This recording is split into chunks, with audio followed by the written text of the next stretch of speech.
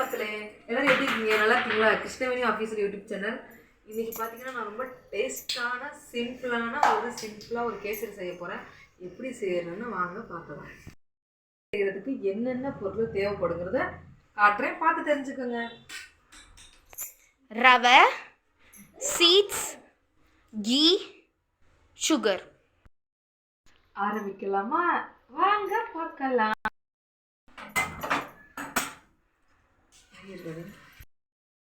தேவையான அளவு நெய் ஊற்றிக்கலாம்.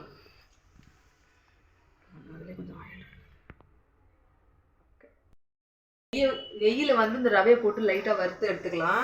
அப்போதான் டேஸ்ட் அல்டிமேட்டாக இருக்கும். செம்மையாக இருக்குங்க. லைட்டாக வறுத்தா போதுங்க, செம்ம டேஸ்ட்டாக இருக்குங்க. எனக்கு என்னமோ நான் செய்கிற கேசரி எனக்கு ரொம்ப பிடிக்கும்.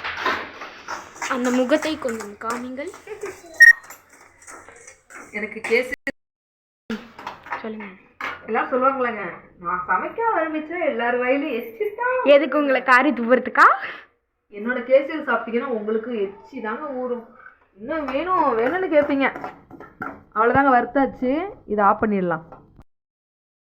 பார்த்தீங்கன்னா நான் வந்து ரவையை பொன்னிறமாக வறுத்து எடுத்துட்டேன். இது வந்து பிளேட்டில் மாற்றிக்கிறேன். நான் வந்து இப்போ இது எப்படி தெரியுமா இருக்கு? வணக்கம் கோ ஃப்ரெண்ட்ஸ் அப்படி இருக்கு.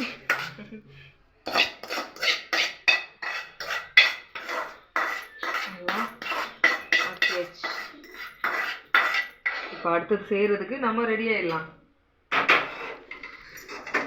என்ன பண்ணு, இதை ஃபுல்லாக நெய்யில் வறுத்து எடுக்கணும், சும்மா கிடையாது. கம்மியான நெய் மட்டும் போட்டுக்கணும்.